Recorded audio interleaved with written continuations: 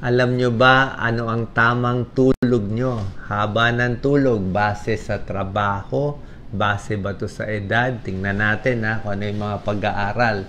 Tingnan natin muna haba ng tulog base sa trabaho. Pag may one job ka, medyo puyat ka konti, medyo kulang ang tulog mo, red. Pag multiple jobs, ang dami mong trabaho, puro overtime, malaki ang kulang sa tulog mo. Ay, marami ka naman pera. Yung mga jobless, walang trabaho, yan ang haba ng tulog. So, actually, hindi na to maganda kung talagang lagi kang kulang sa tulog. So, okay yon, yung tamang trabaho lang. Second, nakita rin nila, base sa trabaho mo, gaano kahaba ang average na tulog. Nakita nila yung mga construction worker, maintenance, physical work, magsasaka, mangingisda, o nasa forestry, mga waiter, food preparation. Siguro sobrang pagod physically sila, kaya mahaba ang tulog nila. Ayan, pa nakalapat yung likod nila sa kama, tulog agad. Pero yung mga lawyer, marami iniisip, doktor, teacher, architect, engineer, baka bumagsak yung building, financial operations, yan. Madalas sila puyat. Siguro hindi makatulog, ang dami iniisip. Diba? So, isang tip nga, dapat physically tired. Mas maganda pa rin talaga, makuha mo yung average sleep mo. Base naman ngayon sa edad, nakita natin sa mga baby, sa mga bata, bagong panganak, 14 to 17 hours ang tulog. 1 year old, 11 hours, 12 hours tulog. Pagdating ng mga 6 to 12 years old, 10 hours tulog, 9 to 12 hours. Teenager, kayang-kaya matulog, 8 to 10 hours. Pero pag tumatanda ka na, 18 ka na, o 65 years old ka na pataas, ito mga 7 hours na lang. Pag senior, minsan hanggang 6 hours na lang. Bumababa pa lalo to. So, mas tumatanda, mas nababawasan yung haba ng tulog. Yan ang nagiging average. Pero kung kaya nyo mas mahaba, wala rin naman masama. Ito pa po, maganda to. Para makuha nyo yung minimum na 7.5 hours of sleep, ang calculation natin, base sa anong oras ka magigising. Focus natin, Doc Lisa. Anong oras ka magising? Palagay natin ako maaga ako magising. Kung maaga ka magising, 5 a.m. gising ka na. Dapat ang higa mo sa kama, 9:15. 5 a.m. gising mo, 9:15, nakalapat na yung likod mo sa kama mo. Kasi meron ka pang 15 minutes magpapaantok . So makakatulog ka 9:30. Gising mo 5 a.m. 7.5 hours of sleep. Yan ang magandang tulog na yan. Nagkaroon ka na ng 5 cycles of sleep, yung deep sleep, na marerelax, mananaginip ka pa niyan. Okay? Pag ang gising mo naman, kunwari 7 ng umaga, yan ang gising mo, dapat ang higa mo 11:15 ng gabi. Pinaka-late na yan. Kung ang gising mo alas 9 ng maaga, 9 a.m., wala kang trabaho, 1:15 a.m. ang pinakamatagal na higa mo para makuha mo yung 7.5 hours of sleep. Ganyan daw po pag-compute nung wake up time tsaka yung bedtime nyo. Meron kang 15 minutes na magpapaantok. Ano bad effects pag kulang ang tulog? Mas mataas ang blood pressure, mas mataas ang blood sugar, mas irritable, mas anxiety, chronic inflammation, mas may eye bags, mas tumatanda, nagre-wrinkles, hindi na elastic yung skin, drowsy, headache, lutang ang pakiramdam, mahina katawan, mabilis magkasakit, high cortisol, high stress level. So, ano mga tips? Meron tayong 5 simpleng tips, baka hindi nyo pa nagagawa to, para mas makatulog, dapat tama yung kinakain, lalo na sa gabi. Yan relax na siya. 3 hours before sleeping ang huling kain, pinakamaganda. Lalo na kung may GERD ka. So, paghihiga ka ng 9 p.m., dapat huling kain mo 6 p.m. Kasi pag pagkakain mo, natulog ka agad, humiga ka agad, mag-GERD yan . Kasi it takes 3 to 4 hours bago matunaw yung kinain natin. So, tataas yung acid. Diba? Yung kinain mo, aakyat dito. Hindi ka makakatulog. So, wait 3 hours between your last meal bago makatulog.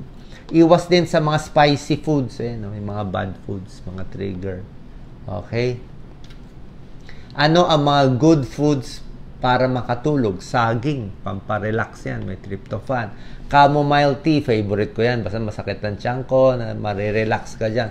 Kahit anong brand ito sa supermarket, mura lang yan. Chamomile tea, nuts, fish, kanin, yung mga maiinit lang, lugaw, nakaka-relax yan, pampatulog sa gabi. Pwede rin fruits.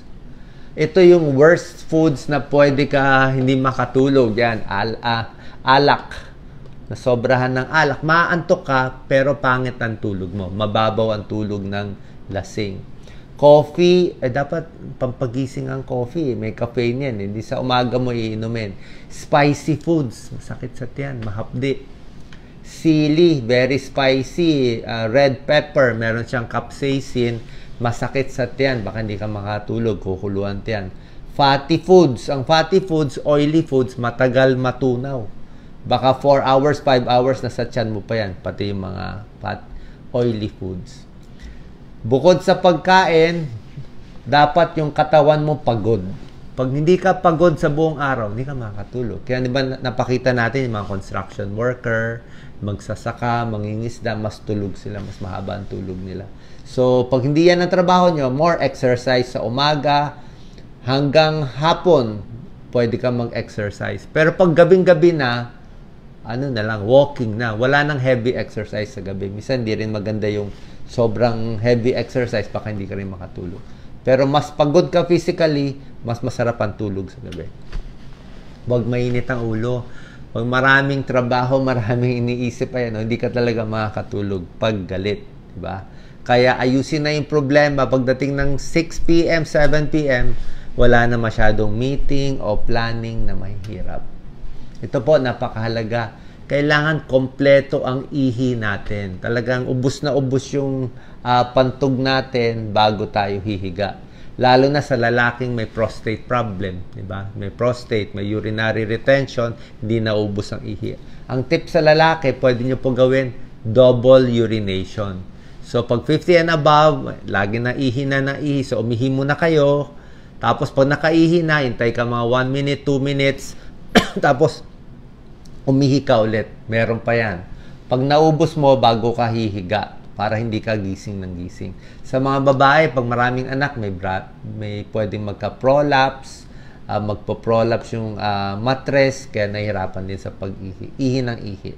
Pag tumatanda, mas mahina na yung capacity ng bladder natin. Kaya konting puno lang ng ihi, naiihi na tayo. Hindi na ganun ka elastic.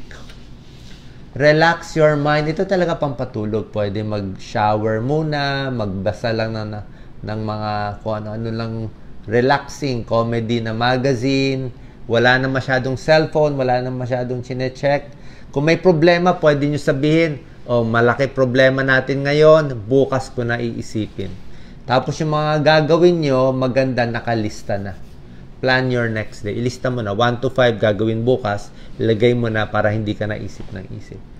Relax, plan, unplug na muna, wala na masyadong mga trabaho, feel grateful and meditate. Merong mga kayo po, ano ba pampatulog nyo? Minsan, nag-iisip lang ako ng walang kabagay-bagay, na relaxing lang, para mas makatulog ka. Pwede ka rin mag-pray, pwede mo sabihin tong affirmations na ginawa mo naman lahat sa araw na yon, nagsipag ka, so mabait ka naman sa tao, and you earned your rest for tonight. At syempre, pinaka-effective pampatulog, peace of mind. Ito pinaka-effective na sleeping pills. Walang kaaway, wala masyado iniisip, tumutulong lang tayo, mas makakatulog ka sa gabi.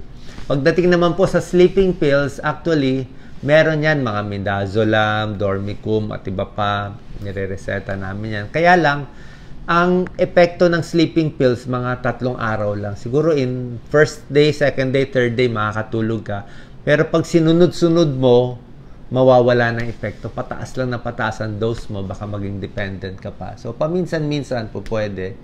And pwede yung melatonin supplement, although mas mahina siya, mas pwede siya inumin.